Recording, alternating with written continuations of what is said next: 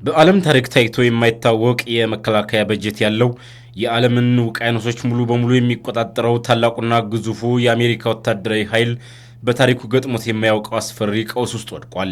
በቅርቡ ይፋ የሆነው የዋሽንግተን ፖስት ምስጢራዊ ዘገባ እንደሚጠቁመው በአውሮፓ የአሜሪካ ጦር አዛዥ ለፔንታጎን ባለስልጣናት አስቸኳይና አስፈሪ የማስጠንቀቂያ ደብዳቤ ልከዋል።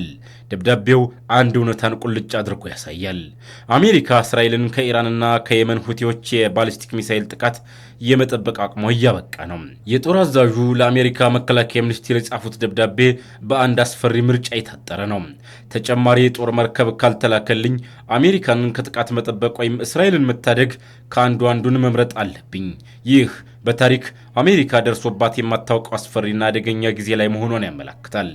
የዓለም ታላቁ ወታደራዊ ኃይል በአጭር ጊዜ ጦርነት ለዓመታት የተከማቸ የጦር መጋዘኑን እንዴት ሊያጣ ይችላል? ቁጥሮችን እንመለከታቸው።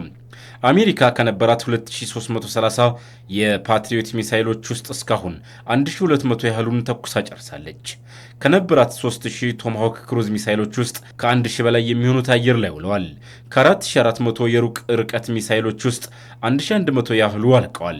ከነበሩት 90 እጅግ ዘመናዊ ሚሳይሎች መካከል ከ40 እስከ 70 የሚሆኑት ጥቅም ላይ ውለዋል። ከ360 የአየር መከላከያ ሚሳይሎች ውስጥ ከ190 እስከ 290 የሚሆኑት አልቀዋል። እነዚህ ተራ ጥይቶች አይደሉም። እነዚህ አሜሪካ ሀገራዊ ደህንነቷን ለማስጠበቅ ያከማቸችው የዘመኑ የመጨረሻ ቴክኖሎጂዎችና የጥበቃ ከለላዎቿ ናቸው። እያንዳንዱ ተኩስ ደግሞ የታላቋን ሀገር የደህንነት መጋረጃ እየቀደደ ይገኛል። እስከ 2031 ድረስ ማለትም ለሚቀጥሉት 5 ዓመታት ይህ የመጋዘን ባዶነት ወደ ነበረበት ሊመለስ እንደማይችል ባለሙያዎች ያስጠነቅቃሉ። የአሜሪካው ፕሬዝደንት ዶናልድ ትራምፕ ይህንን እውነታ ለመካድ ይሞክራሉ። ፋብሪካዎች እየተገነቡ ነው። የፓትሪዮትና የታድ ሲስተሞች እየተመረቱ ነው።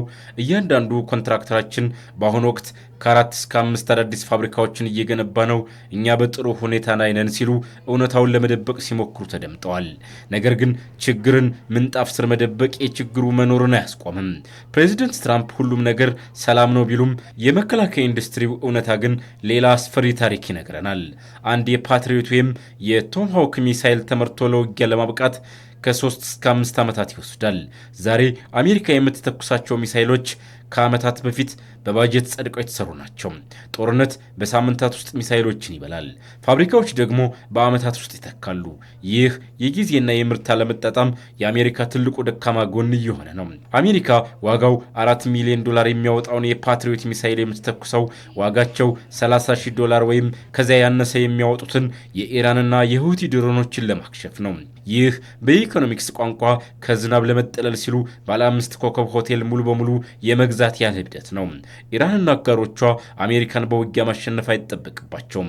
የአሜሪካን ውድ ሚሳይሎች ባዶ በማድረግ ብቻ ሀገሪቱን የኢኮኖሚና የወታደራዊ ኪሳራ ውስጥ መክተት ችለዋል። ነገር ግን የፔንታጎን አዛዦች እንቅልፍ የሚነሳው ትልቁ ስጋት የመካከለኛው ምስራቅ ጦርነት ብቻ አይደለም። ከዚያ በሺዎች የሚቆጠሩ ኪሎሜትሮች ርቃ የምትገኘው ታይዋንና ቻይና ናቸው።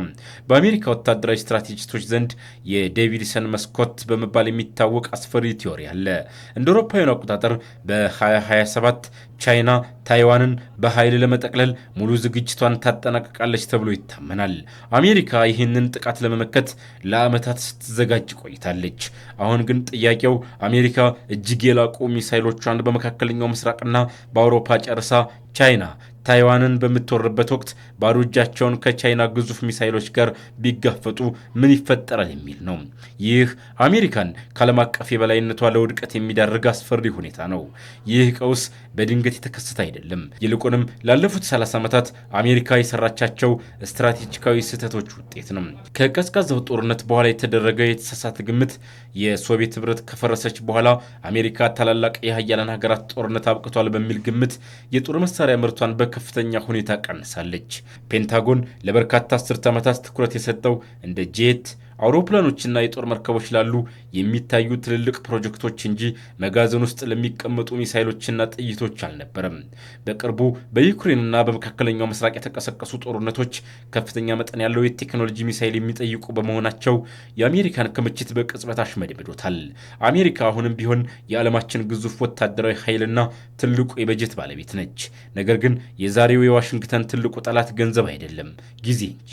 ታላቁ ጥያቄ አሜሪካ ኃይሏን ኃይሏን ማሳየት ትችላለች ወይ የሚለው አይደለም። ጥያቄው ኃይሏን ይዛ መዝለቅ ትችላለች ወይ የሚለው ነው። በመካከለኛው ምስራቅ የሚቃጠለው እያንዳንዱ ሚሳኤል በታይዋን ሰማይ ስር ሊፈጠር ለሚችለው ታላቅ አደጋ የአሜሪካን በር ከፍቶ እየተወው ነው። የአሜሪካ መጋዘን ባዶ መሆኑን ቻይና ስትመለከት ምን እያሰበች ይሆን? ሩሲያ በክሬምሊን ቤተ መንግስት ውስጥ ሆና ምን እያቀደች ነው? የእስራኤል የመጨረሻ የደህንነት ከለላስ ምን ሊሆን ነው? በመጀመሪያው ወደ ምስራቅ ኤሽያ እንሂድ፣ ወደ ቤጂንግ። ለቻይናና ለፕሬዚደንት ሺጂንፒንግ የአሜሪካ ሚሳይሎች መመናመን ታላቅ የስትራቴጂ ድል ነው የሚልከው። የአሜሪካ ወታደራዊ አዛዦች ለዓመታት ሲያስጠነቅቁበት የነበረው የዴቪድሰን መስኮት በመባል የሚታወቀው ቲዮሪ አለ። ቻይና እንደ አውሮፓውያኑ አቆጣጠር በ2027 ታይዋንን በኃይል ለመጠቅለል ዝግጁ ትሆናለች ተብሎ ይጠበቃል። አሁን ግን አሜሪካ እጅግ ዘመናዊ የሆኑትን ፓትሪዮትና ተሃድ የአየር መከላከያ ሚሳይሎቿን በመካከለኛው ምስራቅና አውሮፓ ጨርሳለች። ቻይና የምታየው እውነታ ይሄ ነው። አሜሪካ በአንድ ጊዜ በመካከለኛው ምስራቅና በኤዥያ ሙሉ አቅሟን አሳልፋ መዋጋት እንደማትችል በተግባር አረጋግጣለች። አሜሪካ አንድ ቶማሆክ ሚሳይል ለመተካት ከ3 እስከ 5 ዓመታት ሲወስድባት፣ ቻይና ግን በዓለም ትልቁን የኢንዱስትሪ አቅሟን ተጠቅማ በቀን በሺዎች የሚቆጠሩ ድሮኖችንና ሚሳይሎችን የማምረት አቅም አላት። ቻይና የተላከላት መልእክት ግልጽ ነው። አሜሪካ ታይዋንን ለመጠበቅ ብትመጣ እንኳ የመከላከያ መጋዘኗ ባዶ ስለሆነ ረጅም ውጊያ መቋቋም አትችልም። ይህ ደግሞ ቤጂንግ ታይዋንን ለመውረር የምታደርገውን ዝግጅት ሊያፋጥነው ይችላል። አሁን ደግሞ ወደ ሞስኮ እንጓዝ። ለሩሲያና ለቭላዲሚር ፑቲን የአሜሪካ የጦር መሳሪያ ማለቅ የረጅም ጊዜ የትንቢት እውን መሆን ያህል ነው። ሩሲያ ገና ከምዕራባውያን ጋር ፍልሚያ ስትጀምር የተማመነችበት አንድ ትልቅ ስትራቴጂ ነበራት፣ የምዕራባውያንን ትዕግስትና የመሳሪያ መጋዘን አስጨርሶ ማሸነፍ የሚል። ዛሬ የአሜሪካ የጥይት መጋዘን ሲዳከም ሩሲያ ይህንን እውነት ታገኛለች። የዩክሬን እርዳታ መድረቅ። አሜሪካ እስራኤልንና የራሷን ጦር ለመጠበቅ ሚሳይል ካጣች ለዩክሬን የሚላከው የአየር መከላከያ ሙሉ በሙሉ መቆሙ አይቀሬ ነው። የኔቶ ድካም። አሜሪካ አውሮፓን የማስጠበቅ አቅሟ ከተሸረሸረ የአውሮፓ ሀገራት በራሳቸው መጋዘን ባዶነት ምክንያት የሩሲያን ጫና መቋቋም አይችሉም። የጊዜ የሩሲያ ወገን መሆን። ሩሲያ የጦር ኢኮኖሚዋን ሙሉ በሙሉ ታንቀሳቀሳለች። አሜሪካ በዓመት የምታመርተውን የመድፍ ጥይት ሩሲያ በወራት ውስጥ ታመርታለች። ለሞስኮ የተላከው መልእክት ይህ ነው፣ ጽናት። አሜሪካ ሀብቷንና መሳሪያዋን በሌሎች ቀጠናዎች እየበተነች ስለሆነ በዩክሬንና በአውሮፓ ድል የሩሲያ መሆኑ የጊዜ ጉዳይ ብቻ ነው። አሁን ደግሞ ወደ መካከለኛው ምስራቅ ወደ እስራኤል እንመልከት። እዚህ ጋር ታሪኩ እጅግ አስፈሪና ሕልውናን የሚፈታተን ይሆናል። እስራኤል በታሪኳ ሙሉ ለደህንነቷ በሁለት ነገሮች ላይ ተመክታለች፣ የራሷ የቴክኖሎጂ የበላይነትና የአሜሪካ ያልተገደበ ወታደራዊ ከለላ። ነገር ግን የአሜሪካ የአውሮፓ ጦር አዛዥ እስራኤልን የመጠበቅ አቅሜ አብቅቷል፣ መምረጥ አለብኝ ሲሉ በቴል አቪቭ የሚገኙ የደህንነት መስሪያ ቤቶች ውስጥ ደወል ተደወለ። ለእስራኤል የተላከው መልእክት 3 አስፈሪ እውነታዎችን የያዘ ነው። የጋሻው መሰበር።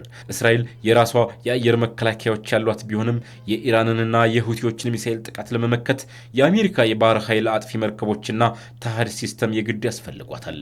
አሜሪካ እነዚህን ማቅረብ ካቆመች የእስራኤል ሰማይ ለጥቃት የተጋለጠ ይሆናል። የኢኮኖሚ ውድቀት ወጥመድ። እስራኤል $30,000 የሚያወጣውን የኢራን ድሮን በ$3 ሚሊዮን ሚሳኤል ማክሸፏን መቀጠል አትችልም። ብቸኝነት። አሜሪካ የራሷን ሀገራዊ ደህንነት ማስቀደም ስትጀምር እስራኤል በብቸኝነት ልትቀር ትችላለች።